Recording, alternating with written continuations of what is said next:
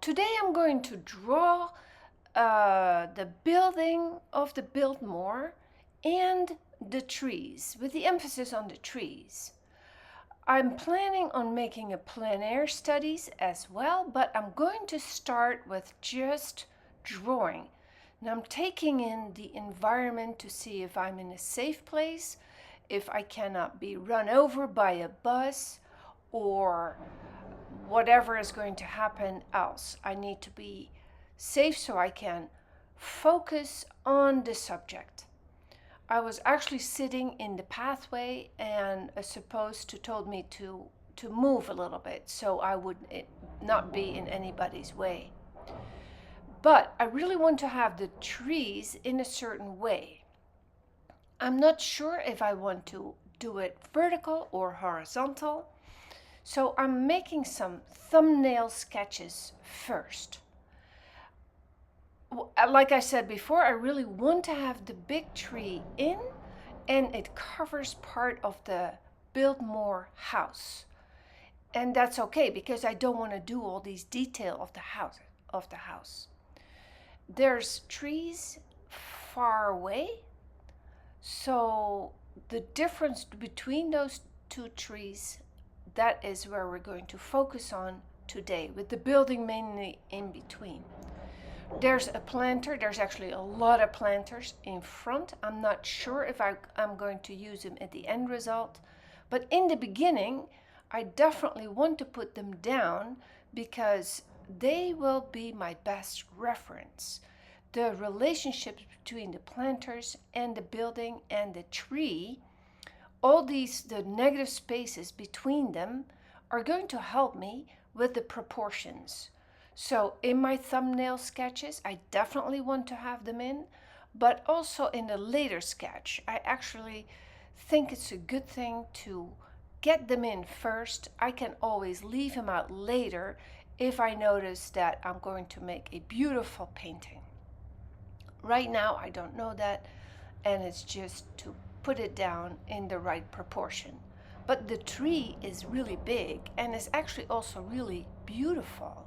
It's full and green. It is the end of May. The trees have had a lot of rain and they are just totally happy. So I want to show that.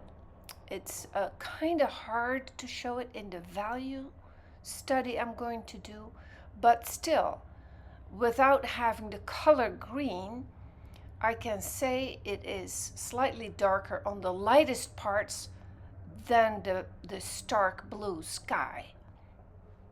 That much I know. It's not that big of a difference, but it definitely is a difference. And be aware of that. Really think, squint, really think, is the dark blue sky lighter or darker than the reflection on the lightest part of the leaves? Because sometimes that is lighter. When the leaves are kind of shiny, they also have a bluish green, and it is so bright and brilliant that it reflects back as if it would reflect on water. And in that case, the light is lighter than the stark blue sky. So be aware of all of these things. Again, like I say, I'm using the planters in front. They're kind of ugly. I don't think I want to have them in my final drawing or painting, but right now I'm definitely using them to get the whole proportions right.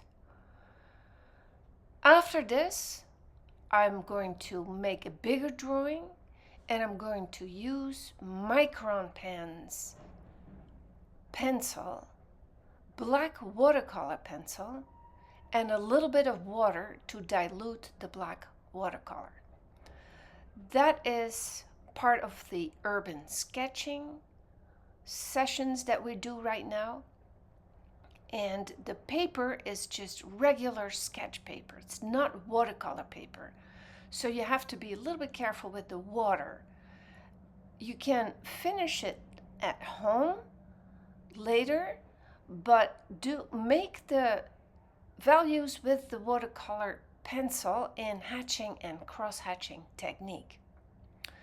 So the third thumbnail sketch, what I'm doing is making the house a little bit bigger because the tree is important, but I like to have a slightly different balance. I will add some details to the house, but most of the details will be in the trees.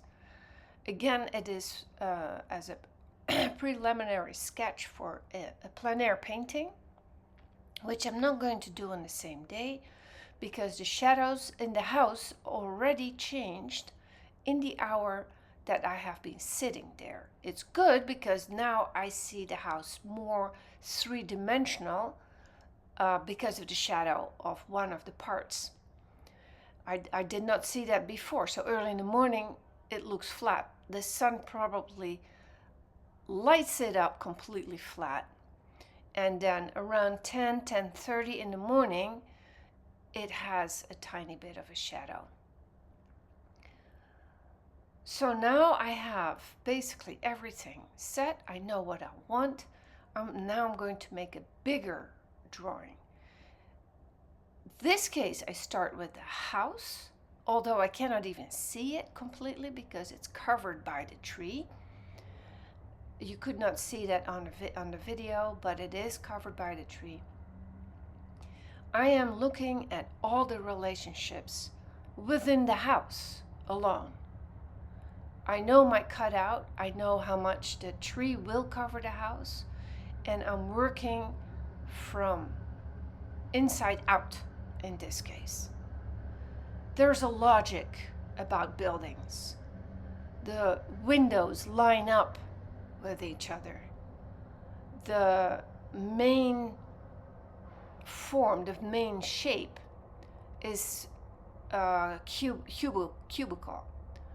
There's lines that are lower or higher than other lines.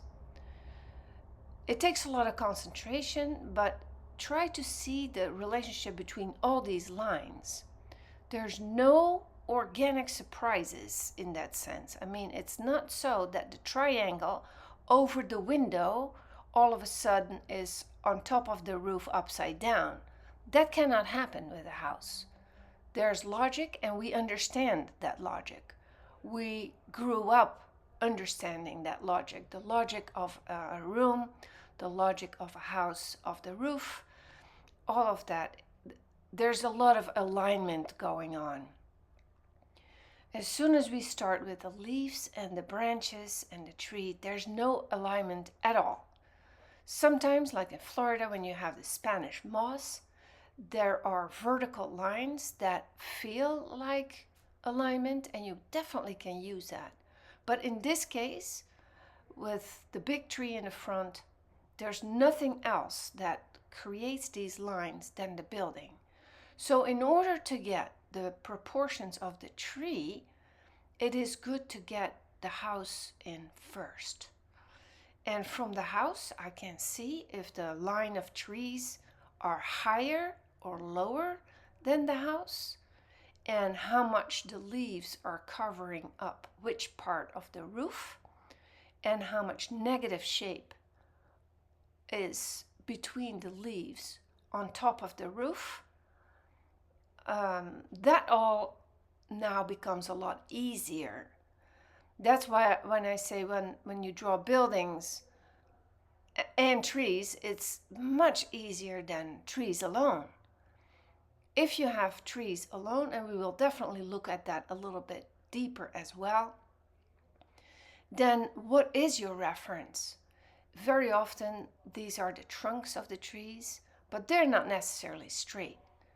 You can assume that all the lines of a building, of a house, are straight and that they line up with each other. But now for me it's easier to see how the pattern of the leaves of the tree cover the house. Try to find something similar. Not everybody lives close to the Biltmore. I'm in North Carolina, And it's a beautiful day, by the way. Stark blue skies, sunshine. The shadows play a role, of course, but far away. I'm sitting underneath the trees, so there's not really big time shadows going on. If you have shadows, remember that they move pretty fast. In other words, you can draw for an hour and you don't even realize it. So either set your alarm on your phone or be aware that the shadow, how you started, is not that same shadow anymore. The contrast between the leaves in the tree in the front is a lot higher than the contrast in the trees in the back. There are blotches of leaves. Nothing is straight, not even the trunks, although you can use them as straight lines and see what the relationship between them is, the distance between them. And then we'll start with the micron pen. This makes it a lot easier too, because now afterwards you can erase all the pencil lines and leave the outline of the pen and ink of the pen. I keep it simple on the house. You can detail it a lot, but you don't have to. You can leave it fairly light. I think the house itself is a little bit darker than the background, than the sky. But with the sun totally straight on top of it, I'm not even sure about that. What I do know though is that the bottom of the blotches of leaves is darker than the top. Then also the front leaves are lighter than the back leaves. That is how I create depth in the tree. Find a tree yourself that might cover up a building, so it will make your drawing easier, but it's also a little bit more interesting. When you draw the tree, not the building, and the building might be more challenging than the tree. I'm not sure. I do both in order to create something interesting, but also to help me draw, to help me to learn to see. Watch this, make it your own, do something that you like to do. If you have different thickness of microns, then use the thicker micron in the front and the thinner one in the back. Good luck with it. I'll talk to you soon.